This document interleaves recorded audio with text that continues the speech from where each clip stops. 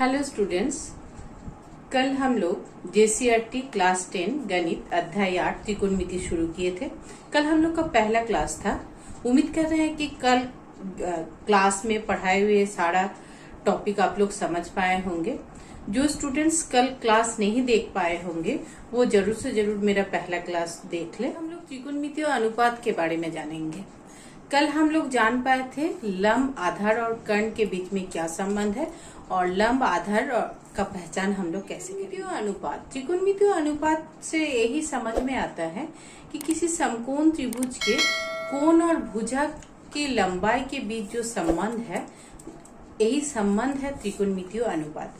तो आइए हम लोग अब पेपर पेन में देखते हैं कि त्रिकोणमिति और अनुपात को कैसे समझ पाते हैं और वास्तव में त्रिकोणमिति और अनुपात है क्या।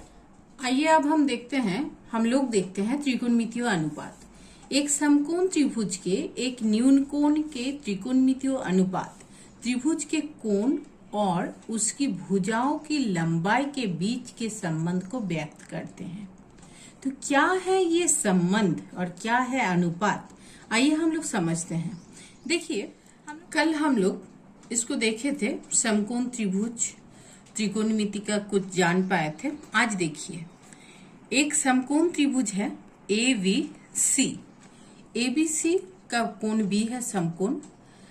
समकोण के सम्मुख भुजा है कर्ण, हम लोग जान रहे हैं। साथ ही साथ ये भी आप लोग का जानना जरूरी है कि कर्ण होते हैं समकोण त्रिभुज के सबसे बड़ी भुजा होता है कर्ण। कर्ण को अंग्रेजी शब्द कर्ण का आप लोग का जानना जरूरी है, क्योंकि कभी कभी H से भी आप लोग को कर्ण को डिनोट करते हुए आप लोग देख पाइएगा किसी जगह में। इसीलिए हम बताना चाहेंगे कि कर्ण का अंग्रेजी शब्द है हाइपोटेन्यूज। फिर आइए आप लोग लंब कौन सी भुजा होती है ना, जो न्यून कोण है उसके सम्मुख भुजा होती है लंब। जैसे यह न्यून कोण A है तो A के सम्मुख भुजा है BC, तो BC है लंब। लंब को अंग्रेजी में बोला जाता है परपेंडिकुलर, जिसका शॉर्ट फॉर्म होता है P से डिनोट किया जाता है। अब आइए आधार। आधार क्या है, जो न्यून कोण है उसका संलग्न भुजा। यह न्यून कोण A है तो A का संलग्न भुजा हो गया AV, ये भी है आधार। आधार का अंग्रेजी शब्द है बेस, जिसका शॉर्ट फॉर्म है V। अर्थात हम लोग अभी जान पाए कि कर्ण का शॉर्ट फॉर्म हम लोग अंग्रेजी H, आधार का शॉर्ट फॉर्म अंग्रेजी V और लंब का शॉर्ट फॉर्म अंग्रेजी P। इससे भी बहुत सारे जगह में हम लोग प्रॉब्लम में देखेंगे और समझ पाएंगे कि ये क्या बताना चाह रहा है। मैं आप लोग को बताई थी कि त्रिकोणमिति और अनुपात। त्रिकोणमिति और अनुपात में क्या है कि त्रिभुज के कोण और उसकी भुजाओं की लंबाई के बीच का संबंध। तो आइए देखते हैं त्रिकोणमिति और अनुपात। त्रिकोणमिति और अनुपात में क्या है, इसके बारे में आज अभी हम जान पाएंगे, आप लोग को बताएंगे।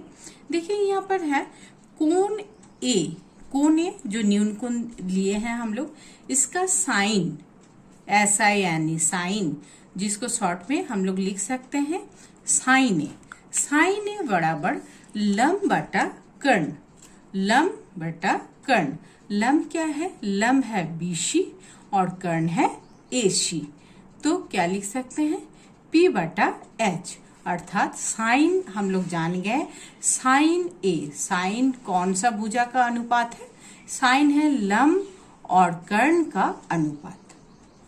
आगे आइए, आगे हम लोग देखेंगे कोण A का कोसाइन। कोसाइन क्या है, इसको शॉर्ट में हम लोग लिखते हैं कॉसे। कॉसे क्या है, आधार बटा कर्ण। आधार बटा कर्ण अर्थात आधार और कर्ण का अनुपात।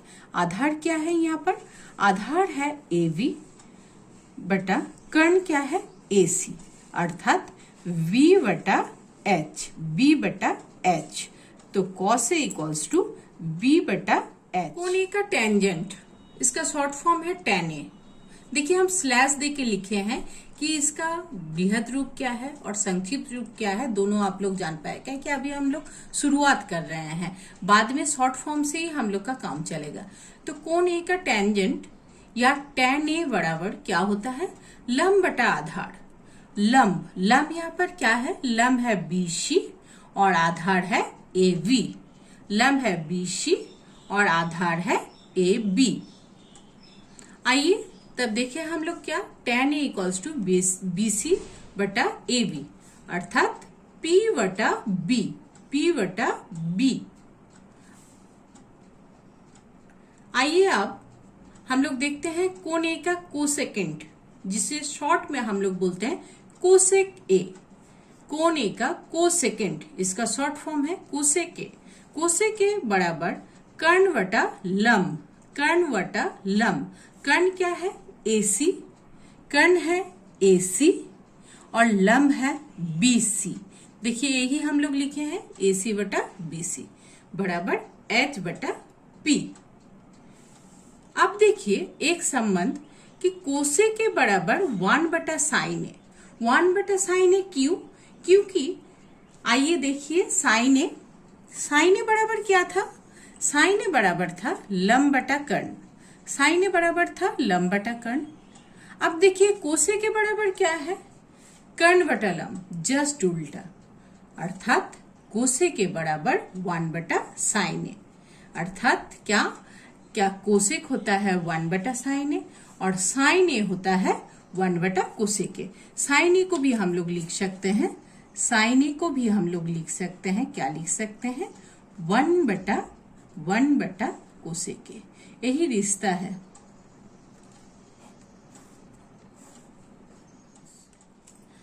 कोण ए का सेकेंड को क्या बोलते हैं, सेक के बराबर कर्ण बटा आधार। कर्ण क्या है, AC, आधार है AB, अर्थात H बटा B। से के बराबर क्या हो गया, 1 बटा कॉस ए। कैसे 1 बटा कॉस ए, आइए कॉस ए के जगह में हम लोग चलते हैं। कॉस ए में क्या था, आधार बटा कर्ण। कॉस ए में था आधार बटा कर्ण और सेक ए में क्या है, कर्ण बटा आधार। तो से के बराबर 1 बटा कॉस ए। जस्ट सेक के साथ कॉस का जो रिश्ता है सेम उसी तरह से हम लोग लिख सकते हैं, कॉस ए इक्वल्स टू 1 बटा सेक ए। कॉस और सेक के बीच में यही संबंध है। कोण ए का कोटेंजेंट, जिसको शॉर्ट में बोला जाता है कॉट ए बराबर आधार बटा लंब। आधार है AB और लंब है BC। ये सारा चीज हम लोग पहले देख चुके हैं, जान चुके हैं। तो B बटा P, cot A equals to B बटा P। अब देखिए कॉट और tan के बीच में क्या रिश्ता है, चलिए जहां पर tan था, tan ए बराबर क्या था, लंब बटा आधार, और कॉट ए बराबर क्या है, आधार बटा लंब। तो कॉट और tan में क्या रिश्ता है, कॉट ए बराबर 1 बटा tan ए, या तो फिर हम लोग लिख सकते हैं tan ए बराबर 1 बटा कॉट ए। यही है tan और कॉट के बीच में संबंध। अभी तक हम लोग जान पाए, क्या जान पाए, साइन जान पाए, कॉस जान पाए, tan जान पाए, कोसेक जान पाए, सेक जान पाए और कॉट जान पाए। ये त्रिकोणमितीय अनुपात 1, 2, 3, 4, 5, 6, यही 6 अनुपात के ऊपर पूरा त्रिकोणमिति खड़ा है। अतः हम लोग इस अनुपात को बढ़िया से समझेंगे। पहले आगे आइए थोड़ा सा बताते हैं आप लोग को। अब यही 6 त्रिकोणमितीय अनुपात से और भी आगे क्या क्या हो सकता है। यहाँ देखिए त्रिकोणमितीय अनुपात tan ए हम लोग पढ़े क्या, लंब बटा आधार, BC बटा AB। अब देखिए थोड़ा सा ध्यान से, हम लोग लिख सकते हैं BC को BC बटा AC डिवाइडेड बाय AB बटा AC। अब बताइए आप लोग BC बटा AC बने क्या है, लंब बटा कर्ण माने साइन ए, और AB बटा AC माने आधार बटा कर्ण माने क्या होता है, कॉस ए। अर्थात हम लोग tan ए बराबर क्या हम लोग को मिला, साइन ए बटा कॉस ए।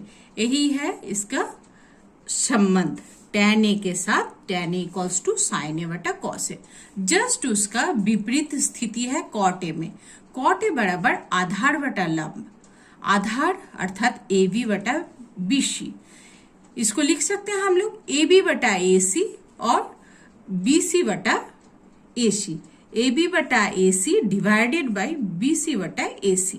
AB बटा AC माने क्या है, आधार बटा कर्ण माने कॉस है, और BC बटा AC क्या है, लंब बटा कर्ण माने साइन है। तो कॉट ए बराबर कॉस ए बटा साइन है। संक्षेप में बताने चाहेंगे कि अभी हम आप लोग को त्रिकोणमितीय अनुपात पढ़ा है। त्रिकोणमितीय 6 अनुपात, और इस 6 अनुपात के परस्पर के बीच में क्या संबंध है, यही तो आप लोग को बताए। उम्मीद करेंगे कि आप लोग इसको बढ़िया से समझ पाइएगा। उम्मीद करेंगे स्टूडेंट्स कि आज का क्लास आप लोग समझ पाए होंगे। इसको बढ़िया से समझिए और इसको कॉपी में बनाइए, और इसको ऐसे करके आप लोग समझिएगा कि ये आप लोग कभी ना भूलें। अगर कहीं पर समझने में दिक्कत हो तो कमेंट में जरूर से जरूर लिखिएगा। अब अगले क्लास में हम लोग प्रश्नावली शुरू करेंगे। Thank you.